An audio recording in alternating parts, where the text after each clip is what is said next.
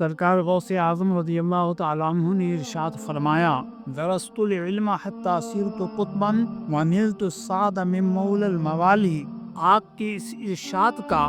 مطلب یہ ہے کہ میں نے علم دین حاصل کیا یہاں تک کہ میں قطبیت کی منزل سے سرفراز ہو گیا، قطبیت کی منزل پر جا بیٹھا۔ علم دین وہ علم ہے جس کو حاصل کر لینے کے بعد انسان اللہ تبارک و تعالی کا محبوب اور مقرب بن جایا کرتا ہے، اور اسی علم دین کے حصول کے لیے تو ہمارے اکابر بزرگان دین نے اپنے تن من دھن سب کی قربانیاں دی۔ تو علم دین ایک عظیم الشان علم ہے کہ جس دین سے اللہ کی معرفت انسان کو حاصل ہوتی ہے، اور یہی وجہ تو ہے کہ اللہ کے پیارے حبیب صلی اللہ تعالی علیہ وسلم نے ارشاد فرمایا،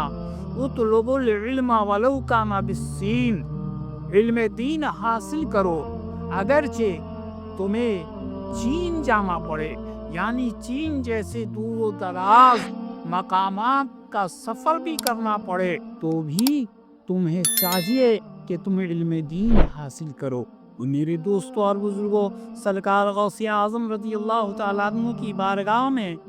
ایک بڑھیا اپنے بچے کو لے کر حاضر ہوئی اور حاضر ہو کر عرض کی، آپ میرے اس بچے کو اپنی بارگاہ میں قبول فرما لیجئے اور آپ اس کی تعلیم و تربیت فرمائیے، اس پر اپنی شفقت و عنایت فرمائیے۔ سرکار غوث اعظم رضی اللہ تعالیٰ عنہ نے اس بچے کو اپنی بارگاہ میں رکھ لیا اور وہ بچہ سلوک و مراتب کی منزلیں طے کرنے لگا۔ کچھ عرصے کے بعد وہ بڑھیا آئی، اپنے بیٹے کو دیکھی کہ اس کا بیٹا جو کہ خشک روٹی کھا رہا ہے۔ اپنے بیٹے سے ملنے کے بعد اس کے دل پر ایک عجیب سا تاثر پڑا، اور اس کے بعد پھر حضور غوث اعظم کی بارگاہ میں حاضر ہوئی اور وہاں دیکھا کہ آپ نے مرغی کا گوشت تناول فرمایا ہے، جس کی ہڈیاں وہیں برتن میں ایک طرف پڑی ہوئی تھی۔ اس بڑھیا نے حضور غوث اعظم رضی اللہ تعالیٰ عنہ سے عرض کیا،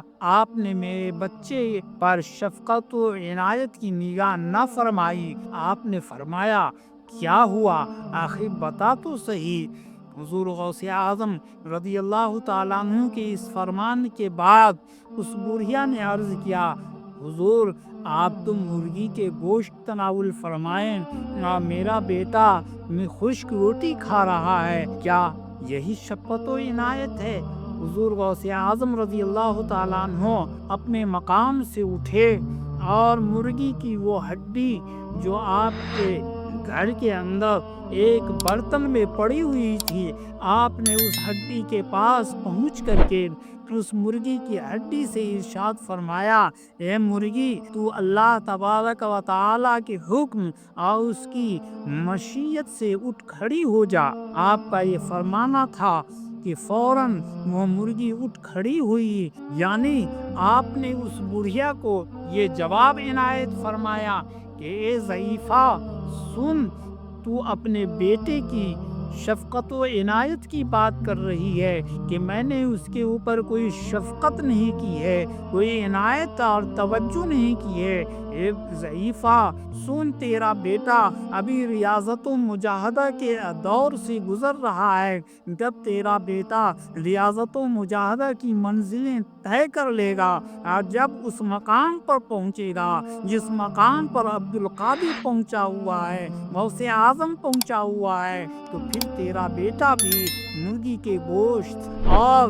وہ ساری چیزیں کھائے گا جو آج عبدالقادر کھا رہا ہے۔ تیرا بیٹا بھی اس دن کھائے گا، تیرے بیٹے کو کوئی اس دن روکنے والا نہیں ہوگا۔ آج تیرا بیٹا ریاضت و مجاہدہ کے دور سے گزر رہا ہے، اس لیے آج اس پر یہ ضروری ہے وہی جو کہ خشک روٹی کھائے اور اسی پر قناعت کرے، ریاضت و مجاہدہ کرے۔ ریاضت و مجاہدہ کے بغیر اس منزل تک پہنچنا تیرے بیٹے کے لیے ناممکن ہے۔ تو میرے دوستوں اور بزرگوں، سرکار غوث اعظم رضی اللہ تعالیٰ عنہ نے اس ضعیفہ کی دلداری فرمائی اور شفقت و محبت کے ساتھ اسے اپنے عمل و کردار سے اسے سمجھا دیا کہ تیرا بیٹا آج کس دور سے گزر رہا ہے اور عبد القادر کتنی ریاضت و مجاہدات کرنے کے بعد اس منزل تک پہنچا ہے۔ میرے دوستوں اور بزرگوں،